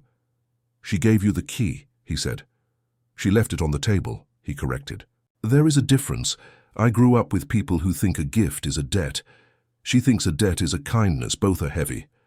"It will be heavier if it goes to the river," said Maigret. "The water holds weight you cannot see." They sat, that way, two men in a room that had learned more faces than one, while the light outside grew thinner, and the river, indifferent to categories, maintained its soft insistence. When the knock came, it was unexpected only in its gentleness. "Madame." Flamant stood there with a tray, a small pot, 2 cups, a plate with the kind of biscuits that remove themselves easily from their duties. "I thought," she said, "that grown men forget to put sugar in at moments like this." She set the tray down and left as if she had only adjusted a curtain. The first cup steamed, the second waited. "Inspector," Ségur said finally, "what happens if I give these to you?" "Something dull," he said. "Papers will be counted and stamped. Some will be put in a folder that looks like all the other folders. A man will be asked questions he doesn't want to answer. Another man will pretend not to remember. A woman will be relieved and also ashamed to be relieved. You will still have to decide what shoes to wear tomorrow, and if I don't, then you will get very good at hearing the rear stair without looking at it." He poured coffee. He took the sugar without tasting first. The room made the sound rooms make, when they accept that conversation will go on after the cup is empty. Downstairs, when he left, the concierge didn't look up. She was writing in her book again, adding small numbers that anchored large ones to the floor. Outside, the lamps had found their reflections and were pleased with them. The café had a glow that made the rain look useful. On the parapet, he rested, his elbows, and thought of Louise's remark, about people who pay in advance and people who pay late. He thought of the young manager's careful hat, of the ledger-faced man on the stairs, of the typist smoothing her sleeve, of the widow's scarf high enough to hide her mouth. He thought of the locker key's weight in his pocket and of the way the string on the envelope made a small resigned circle when untied. He did not expect a confession. He expected, perhaps, a collapse, the kind that doesn't fall loudly but settles, like an old building finally deciding which side it leans to. The river shifted imperceptibly. He heard in his own head the phrase the young man had used, better for everyone. It had the hollowness of a drum touched with a flat palm. He drew on his pipe. The tobacco caught at once, as if it had been waiting all day for the chance. Night made its own weather along the quay, a thin draught running level with the parapet, making the lamps blink as if they were tired of looking at the same water. Maigret stayed a while, long enough for the tobacco to go out and for him to be aware of the cold at his wrists where his coat met his gloves. Across the street, the café door sighed open and shut, and a man's laugh rose and fell like a coin tossed and caught again. It didn't belong to the house. The house was listening to itself. He crossed back to the doorway and stood just inside, letting the damp slip off him in the short space between outer door and inner. The smell was as it had been for days now, a stew of cabbage, soap, and the shadow of leather polish from the 5th floor now almost gone. Madame Flamont's loge was dark, but she was there. The faint white of her scarf moved when she breathed. "Do you need the key again?" She asked, not whispering, but softening her voice so as not to teach the walls anything new. "Not yet." He took off his hat, shook a grain of moisture from the felt, put it on again. "Everyone home?" She considered. The tailor sleeps in his chair when he pretends to finish one more seam. The girl has put her shoes by the stove. The cat one, Gallet, went out and came back the way cats do, guilty of nothing and yet careful. "Your 5th floor, man is awake in the way people are awake when they tell themselves they are thinking." He nodded, began to climb and then stopped. "You have boiled something." "Potatoes," she said. "They make men speak when they cool." The building gave him back his weight on each step, a small acknowledgement on the loose riser of the rear stair, the minute sigh from a pipe on the second landing. On the 4th, the typist's door was closed, under it a sliver of light that made a clean brightness on the dusty boards. He imagined the shoes by the stove and the leather softening a little in the heat. On the 5th, he stood at the door, without moving. The air there had a flatness to it that comes when a room holds its breath. He knocked. The door opened without a sound, as if the hinges had learned him. Ségur stood in his shirt sleeves. The table had 2 glasses again, and the envelope lay between them like a third presence. He had opened the window an inch. The river sent up it the steady hum of a body that refuses to change its story. "We will go on like this indefinitely if someone doesn't decide," he said without greeting. His voice was calm, but something in it had lost its footing. "We can go on," said Maigret. "Indefinitely is shorter than it sounds." They sat, and for a time there was only the clink of porcelain as Madame Flamont's tray revised itself into cups. He hadn't seen her bring it, but it was there, the small pot, the biscuits, sugar in a chipped bowl. It satisfied something in the room to pretend people still knew what to do with their hands. "You remember," said Ségur, eyes on the envelope. "The hat." "I remember. Downstream, the ribbon replaced. An initial no one can own by itself." "I threw it," he said. "I stood where you stand. I thought the act would have sound. It didn't. It only moved and the water did the rest. I waited for it to be far enough that I could tell myself I had done something, and then I placed the shoes. I took my time." There was no drama in him. He spoke as if describing the method for untangling a string. "I did not get in," he went on. "I stood until the cold persuaded me I had been a man long enough for one night. I came back. On the stairs I met the cat, Gallet, and he looked at me in a way that suggested he had known all along there was nothing under my hat."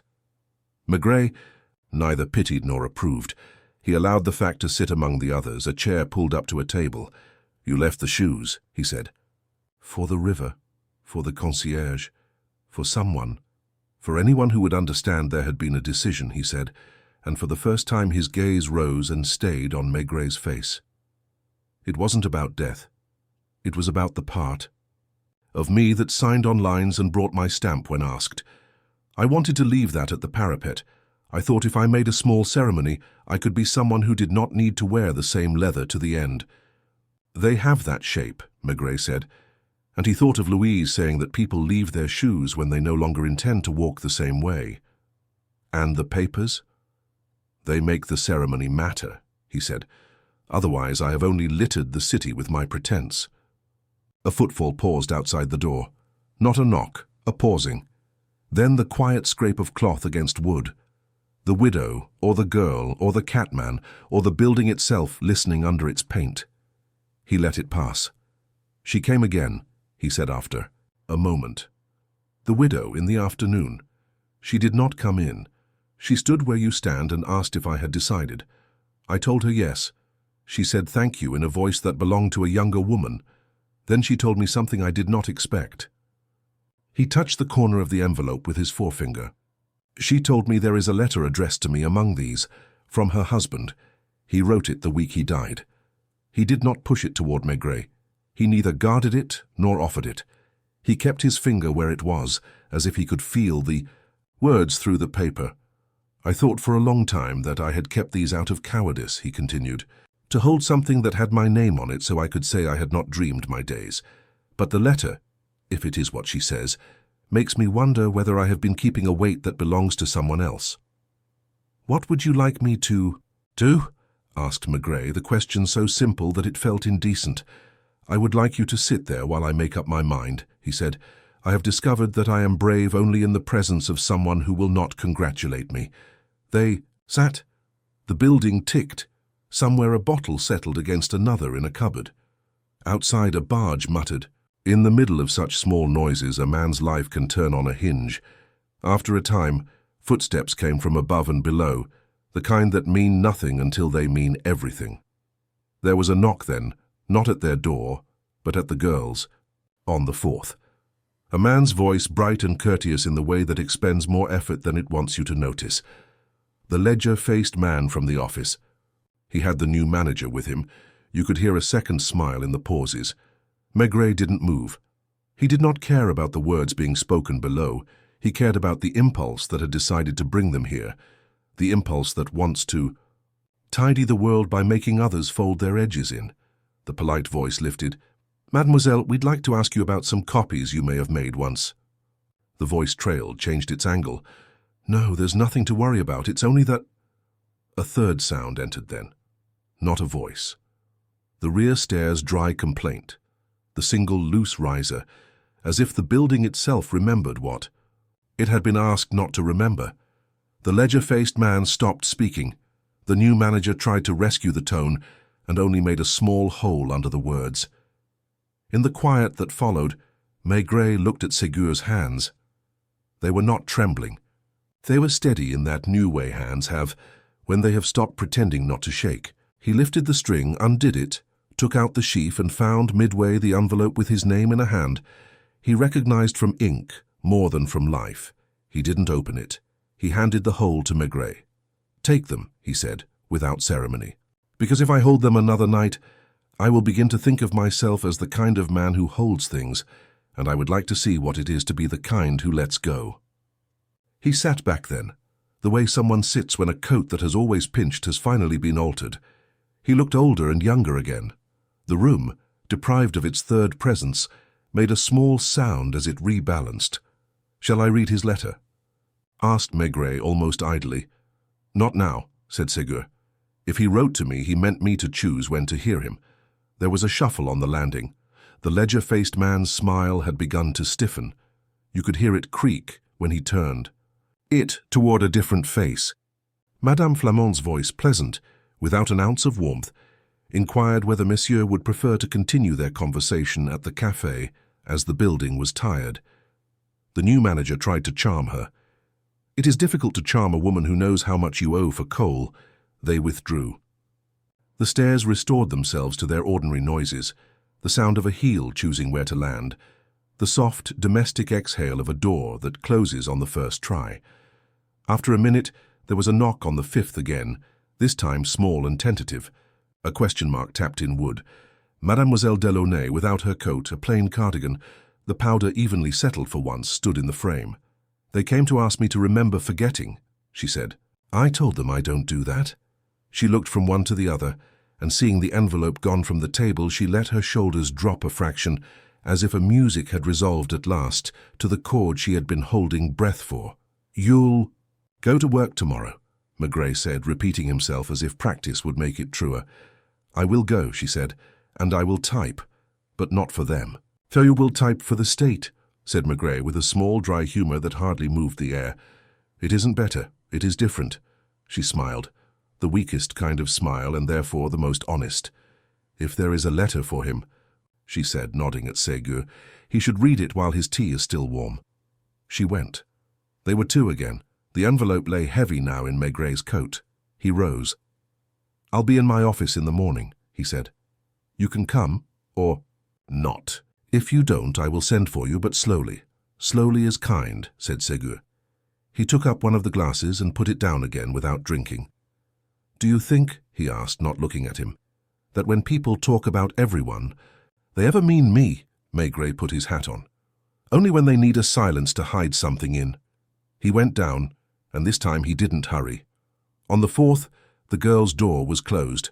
From behind it, a typewriter made a single, deliberate stroke, not typing, only the carriage lever being tested. The arm moved forward and let go. On the third, Lopatin's lamp still threw its patient green, and the tailor, without lifting his head, said, "You are carrying fewer things than when you came." It was not a question. On the ground floor, Madame Flamant had resumed her seat, as if she had never stood. "Do you require me to witness anything tonight?" she asked. "No," he said, "only to sleep." "I don't do that," she said, but she smiled into her knitting, and he thought that some people rest more by counting stitches than by closing their eyes. Outside, the river looked no different for having been asked to hold a story. It moved with the same small shoulders. The lamps gave up their light in rings that spaced themselves evenly to the far bank. He walked to the parapet where a pair of shoes had once made an argument for ceremony, and he let his elbows find their familiar grooves. He did not light his pipe. He stood until the cold found the bones of his face. Somewhere upstream a horn sounded, and the sound arrived already softened, as if the water had chewed it a little before offering it to shore. Tomorrow would be paper, the careful exchange of envelopes for signatures, the arrival of men who dislike, being asked to explain what they have preferred to forget. But tonight belonged to the smaller truth, a man who had decided to walk without the shoes he had chosen for the life he no longer wanted. In the end, that was the kind of mystery he understood, not the numbers in a file, but the moment a person altered his weight on the world by deciding where to put his feet. Morning came without ceremony, a plain light pressed flat against the river and the facades, as if the day had been ironed and left to cool. At the Quai des Orfèvres, the radiators ticked to themselves like insects in a jar. Maigret stood by the window with his first coffee, the shoes on the corner of his desk still side by side, black, patient. The envelope lay where he had left it the night before, the string tied again in the neat, resigned circle. He did not touch it. He had told the man to come if he wished. He preferred people to keep their own promises before the police kept them for them. He heard Janvier's step in the corridor before he saw him. Janvier put his head in, read the arrangement in the ewe, room the way a stoker reads a pile of coal. "Shall I ring the shipping office?" he asked. "Later," said Maigret. "They will ring us." He was right. That call came from a voice that practiced sunny cooperation. The new manager wanted to be helpful, to clarify, to avoid misunderstandings that only tired everyone. He suggested sending over a packet of documents to resolve all questions. Maigret said he would be glad to receive them, and hung up before the voice could begin to ask for anything in return. At 10, the door opened not to the young manager's confidence, but to a man in a worn coat, hat in his hand. Ségur stood just inside, as if not to interfere with the furniture. He had shaved badly. A small nick near the jaw had dried in a brown comma. On his feet were the rough shoes he had taken to Picard, polished now, but incapable of looking. Elegant? They belonged to feet that had decided to walk and had not asked permission of mirrors. "You said you would be here," he said. "I said I would send for you slowly," Maigret corrected, and gestured to the chair. He did not open the envelope. He pushed it toward the man. The name on the inner flap, the small hand he recognized from signatures that had liked their loops, sat against the cream paper with a modesty that made the room quieter. "I will watch you not congratulate me," said Ségur, and untied the string. He slid free the letter addressed to him and held it without unfolding it, as if waiting to see whether the paper would tell him the weight of the words before he let them out. Then he read. He did not read quickly. He did not read slowly either. He read exactly as long as the sentences required to live once more. His face did not change. Once he drew in a breath that seemed to sharpen the lines beside his mouth, and once he put his forefinger on a place and left it there, as if to keep a word from wandering off. When he reached the end, he folded the paper back along the crease it had arrived with and placed it on his knee. He wrote like a man who thinks clerks live on air, he said, not unkindly. "What does he ask?" said Maigret, not because he needed to know at once, but because saying the question allowed the silence to rearrange itself. "He asks me to forgive him without the inconvenience of hearing it. He asks me to keep a copy of the truth, so that if the company becomes tired of its memory, someone besides him will have to carry it. He asks me to send the rest to his wife because she knows where things should go." He looked down. "He tells me he admired my handwriting." The smallest of smiles appeared and went. It had no pleasure in it. It was a recognition between men who had once used the same pen. "Do you keep one?" asked Maigret. "I keep none," he said, and his voice had a weariness that was not defeat. "I thought I would keep one and keep a part of my anger with it. But he is dead, and the company is learning how to smile with new teeth, and my anger would only sit in a drawer and begin to smell." He pushed the remaining documents, the onion skins with their quiet numbers in the corner, across the desk. "Do the counting that makes sense in your house. I have done the kind that made no sense in mine." A knock at the door came without the hesitation of ordinary visitors. The widow stood there in her dark coat, scarf neat, eyes tired but not trying to look brave. She did not step in until Maigret nodded, and even then she advanced the way a person does who has learned to move through rooms without displacing air. "He read it," she said, taking in the folded sheet on his knee. "He read it," said Maigret. "She didn't ask what it said." She set a small package on the desk, a brown-wrapped bundle the size of a book, bound with common string, the knot squared. "From the office," she said. "Files that were supposed to be destroyed when the audit finished. Someone forgot I knew the key to the cupboard where the waste paper waits for its morning." Janvier had drifted in, and now stood by the stove tending the coffee as if he had been born to do it. He made a fraction more noise than necessary. It was his way of keeping other noises from feeling ashamed to be present. From the corridor came a mutter. Inspector Lognon, gloomy as a day that cannot decide to rain, loitered in the doorway, hands in the pockets of a coat that swallowed him in wool. "You've let the river work for you again," Lognon observed, with the sourness of a man who wants to believe in the force of facts and suspects that people prefer weather. "There will be nothing left to do but stamp." "You like stamps," said Maigret mildly. "They make a sound you can hear." Lognon sniffed and vanished in the direction of a case that would resist him long enough to justify his sourness. They went through the papers the way one follows a path for the second time, knowing where the ground would give a little underfoot. There were bills marked paid twice and others never, a letter from a warehouse that had the habit of writing before it counted, a memo in the late husband's hand that used the word movement 3 times in 2 lines. None of it made a scandal by itself. Together they made the kind of story that cannot be told at a table without the coffee going cold. At noon, the new manager arrived, hat in hand, with a solicitor whose smile looked as if it had been pinned to his face in a hurry. They spoke of misunderstandings and of the fatigue of revisiting a sad period. They offered to make a donation to an unspecified charity that would benefit everyone. They suggested that the widow had suffered enough, that decent men do, not drag the dead around by their paperwork. Maigret listened, his pipe unlit between his fingers. He laid the envelope aside and placed his hand on the shoes as if to remind himself which object in the room had said the truth without speaking. "You will leave your statements," he said, "and you will take your hats. If there is anything to be done quietly, it will be done by those who have been asked to be quiet all their lives. You will be written to." The solicitor's smile tried to deepen and found the bone beneath. The new manager began a sentence with, "In the interests of and stopped when no one looked as if they were interested. They went, and the air felt cleaner.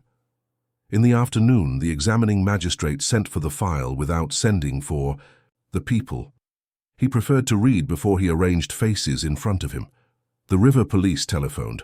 A coat found near Bercy had no story to tell, the pockets empty, the lining mended with care. The hat stayed in its box. The shoes stayed on the desk until it scratched at Maigret that they had been too long in his keeping. He took them to Picard. The cobbler turned them in his hands with the small proprietary tenderness of a craftsman, who recognizes both his work and the limits of what work can mean. "They'll do another man good," he said, as if adoption could be arranged for leather. He could come himself if he needed a different size. "He has something that fits," said Maigret. "It hurts, but it fits." At the building on the quay, Madame Flamont had the front door propped with a wedge. The damp had retreated for the first time in days, leaving the smell of stone and old heat. She looked at him the way landladies do when they have already written the day's entry in the ledger and are considering a line of commentary. "They came to see if I had seen anything," she said with satisfaction. "I told them I see what people want me to see. They didn't like that answer." "It is the only one that pays," he said. On the 4th, he found the typist at her table with the machine uncovered, not because she had work, but because the blank page made a kind of peace. She had washed her hair. It made her look younger and more tired. "I will hand in my notice," she said, before he asked. "I can get by with temporary work. I don't want to type numbers that were once men's." Whispers. "You will change buildings," he said. "The river will stay. It is a comforting sort of injustice." She smiled at that, small and honest. "The widow came," she said. "She brought me stockings. She thought I would think it was charity. I thought it was the first sensible thing anyone had done this week." On the 5th, the door opened, before he knocked. The table had no papers, only a plate with a heel of bread and a knife that had been wiped and set straight. The letter to the man lay in the middle, refolded along its old line. He had read it again. You could tell from the way its edges had softened a fraction. "You'll go south," said Maigret. "In a few days," said Ségur. "I will see my aunt. Pretend she is not pleased to see me. I will tell her I have done something that will make no difference to the price of fish. She will feed me anyway." "And the shoes?" "I will keep these," he said, glancing at his rough pair. "They tell me when I am walking in the wrong direction." There was no triumph in him, only a lightness that had found where to put itself. He walked with him to the landing, and they stood a moment in the draught from the rear stair, listening to the one riser's honest complaint. "Do you know," said the man almost as an afterthought, "what I will miss?" "The hat," said Maigret. "The habit," said Ségur. "The thing one is told one is. It leaves more slowly than shoes." Downstairs, the concierge had taken the mop's head off and hung it by the window to dry. She inspected it, as if it were a person coming back from the doctor. "It will last," she concluded. At the café, the zinc counter had been wiped until it carried the ceiling's reflection like a dull lake. Maigret took a beer and didn't drink it. He watched the mirror instead. Through it, he saw Gallet cross, with his catwalk, and not look toward the river, and he saw the typist pause at the corner to adjust her hem and then change her mind about caring. He saw the widow go by with her scarf lower than usual, her mouth visible, unguarded, as if for a block or two she had forgotten to be who the world required her to be. By late afternoon, a thinner light lifted the color of the water from pewter to a tired silver. He went home early enough to make Louise raise her eyebrows in that way that is both welcome and record. She fed him a soup that had learned patience and then asked nothing until he had set down his spoon. "It was about shoes," she said, as if reporting on the weather. "It was," he said, "and about a man who wanted to leave part of himself by the river and found there was less of him to leave than he had feared." She nodded, satisfied that the world had behaved according to its deeper habits. "I will go back tomorrow and sign things," she said. "I will," he said, "and other men will pretend signatures change water." He dozed in his chair for a few minutes, the kind of patient sleep that repairs very little and is enough. When he woke, the room was a little darker and the city had taken up its evening breath. He thought of the shoes on his desk no longer, of the envelope now in a file indistinguishable to the eye from others, of a letter that had been read twice and would be kept in a drawer until the day a man moved south and learned the streets. Of a smaller town with the same care he had once given to Paris. He thought of the rear stair with its single honest complaint, and the concierge measuring a mop's future, as if that were the city's true history. He lit his pipe at last and went to stand by the window. Rain had not made up its mind. Down on the boulevard, men and women were walking, not faster or slower, than on other nights, only with the same weight they always gave the world. He could smell the river from here. Not strongly, only the suggestion of silt and iron and time. And it pleased him, as it always did, that something so large could keep a smell like that, humble and exact, through all the stories people tried to throw into it. Tomorrow would be the dull business of decency, stamps, signatures, small exhalations from men of law who prefer their truths to arrive without mud on them. He would do it. And then there would be another pair of shoes, somewhere that had decided not to go where they were pointed. He drew on the pipe until the tobacco settled into its work, and the window wore a faint halo of breath. By afternoon, the file had grown a spine. It went up the corridor in Janvier's hands and came back with a paperclip that was more like a seal than a spring, the examining magistrate's initial looping once and then correcting itself with a straight stroke. A clerk arrived to collect statements and left with the same cautious steps in reverse, as if carrying hot soup he must not spill. Longyon put his head in to remark that men had been summoned who would swear they had never met their own signatures. He took away a copy to scowl at in private, satisfied by the prospect of resistance. The new manager telephoned again with the tired brightness of a salesman on the wrong street. He offered cooperation, this time with the caution of a man who has asked a lawyer whether decency is contagious. Maigret let him talk until the sentences collapsed under their own weight, and then suggested he write instead. The man agreed too quickly, and in that haste the truth showed its socks. It was not dramatic, and that was a relief. A week of dull business followed, interviews that began with assurance and ended with a smudge on the lip where a tongue had insisted on wetting it. Declarations like faded wallpaper, peeling at the edges when examined, a summons here, an admonition there. Money that had moved learned to stand still long enough to be counted. A ledger-faced man discovered that his face could not be entered, under miscellaneous. The company, tired of its own reflection, promised to change its mirrors. The widow came twice, holding herself as she had held her husband's days, neatly with a knowledge of which papers go above which in a drawer that will be opened by other hands. She sat in the chair by the stove and read without lifting her eyes too often, and, when she stood, she left nothing behind for anyone to interpret. At the door she said to Maigret, "It is strange to find out how little depends on us," and he said nothing, which was an answer. Mademoiselle Delaunay brought a typed copy of her notice to show that she had learned the trick of putting her own name above a line, and asked if a reference could mention accuracy without mentioning where she had learned it. Janvier, who knew how to place words where they did the most kindness for the least noise, saw that it did. A week later, she walked past the Quai des Orfèvres with a new, cheaper handbag and a smile she didn't have to hold steady, and she did not quicken her pace until she was out of sight of the river. Picard, the cobbler, took back the polished black Oxfords with a frown of affection, as if retrieving a nephew from a holiday that had not agreed with him. "They'll go to a man who will treat them as they deserve," he said. "A pair of shoes shouldn't have to think too much." He offered to soften the rough pair on Ségur's feet with mink oil, and a trick he said he'd brought back from the army. They took the shine like men who had decided not to apologize for their comfort. On a Thursday morning that had borrowed a sky from another city, Maigret passed by the Gare d'Austerlitz. The concourse had its old smell, iron, coffee, the ghost of oranges when a crate is opened too quickly, and the scent gets embarrassed of its own freshness. He did not go in.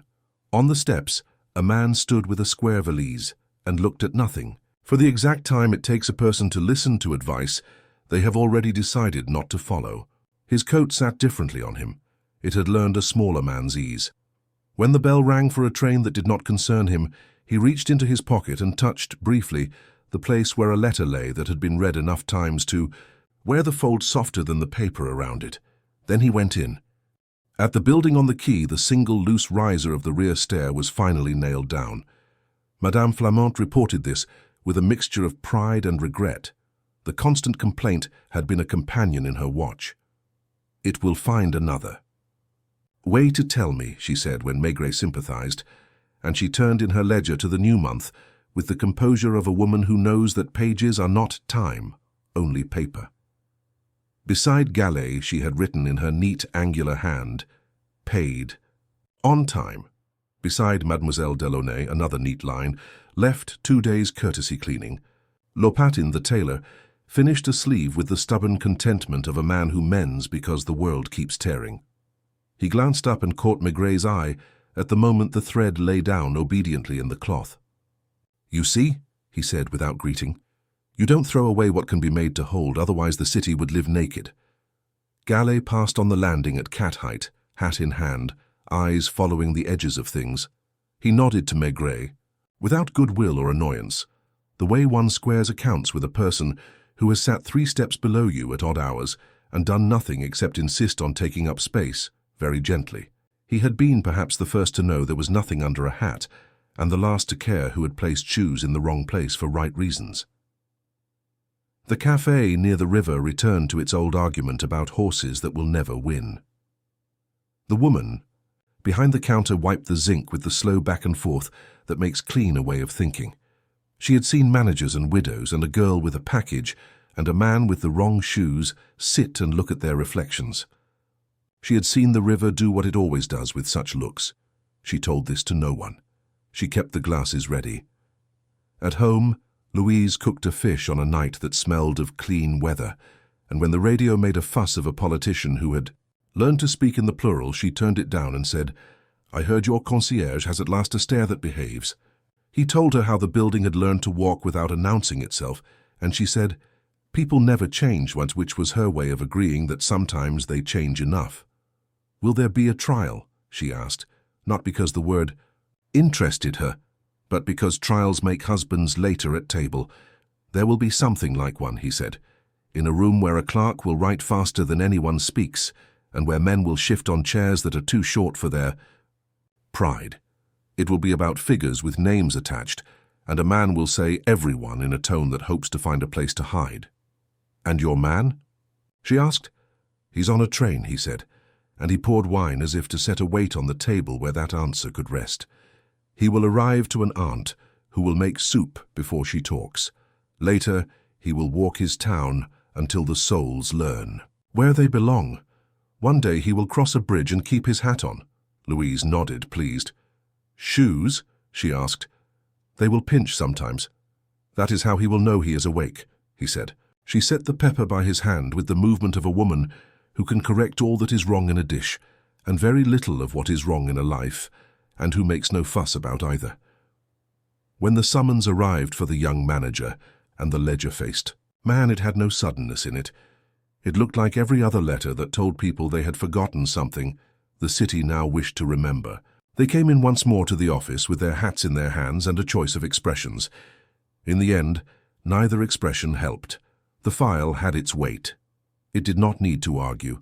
It only needed to be lifted and set down in places where others had to bend over it. The widow did not attend the hearings. She took a position in a different part of the city, where her days would not be called upon to remember. She wrote a small note to the typist, asking her to come to tea in a street where the trees were younger. The note said nothing about the past. It spoke of a shop that mended stockings for less than the market. On an evening of small rain, the hat from Austerlitz was finally returned to the water. The river police had no room for sentiment in there. Storen offered it back to its element, with the practical pity of men who see many drowned things become ordinary again. Maigret stood by the parapet, watching it tilt and right itself, the ribbon dark, the letter inside undone by floods into paper too honest to hold ink. He did not think of the man whose head it had once covered. He thought of the gesture, of how people make little ceremonies when their language fails, and how often such ceremonies are the only true words they have. He carried the shoes one last time, not to Picard, but to a small charity that kept a shelf of sensible footwear beside a box of spectacles, whose owners had taught themselves to read too late. He left the pair without writing his name. The woman who received them examined the soles, nodded, and put them on a high shelf. She had that useful gift for knowing what feet were likely to come in the door. At the Quai des Orfèvres, he set the file in the place where such things wait to be forgotten formally. It would be requested again, and then less frequently, and, after a time, not at all. He did not experience disappointment at that. The city's memory owes no apology to those who ask it to carry every small pain. On his window, the rain drew its little diagonals, and then erased them when a gust decided to practice generosity. He went down to the river one more time. Evening was folding itself without fuss. The lamps gave off a modest light, their halos. Tugged at by a wind that had remembered its errands, the parapet knew his elbows. He stood there, hat low, pipe unlit, not because he had given it up, but because the smell of wet stone was enough to fill his mouth with the idea of smoke. Across the water, a barge's horn went off like someone clearing his throat in a polite "Salon." A man stopped a little way down and looked at the river as people do when they hope it will have become a different river since the last time. The woman at the cafe wiped the counter with the clean side of the cloth and looked out just long enough to reassure herself that the evening had not acquired any new tragedies. In the building, a stair did not creak. Somewhere a mop dried its hair. He turned away at last and started home, his coat grown heavy in the shoulders. Louise would be taking a cake from the oven that she would pretend was overdone until he contradicted her, and in this ritual the day would set down its weight. He had not unmasked a villain. He had not walked a man down a corridor between policemen. He had sat in rooms until people had said what they had been holding out against themselves. He had watched, listened, accompanied the changing of a pair of shoes. Under a street lamp, his breath made a visible brief life. He smiled barely. Tomorrow would be reports, stamps, perhaps a walk past a different quay where a different story had arranged its props. Tonight the city exhaled as if relieved to be itself again. Rain on zinc, the smell of coffee and tired paper, a widow who knew what to keep dry, a typist who would number pages where no one looks, a concierge who hears a building the way a doctor listens to a chest, a man who had learned how to place his feet. The Seine went on being the Seine, not because no one asked it to be otherwise, but because that is how it keeps us honest. He took off his hat as he turned the corner into his street, not out of respect for weather or the state, but because it pleased him to feel the soft spit of rain on his bare head, like a hand laid briefly there saying, "Enough for today."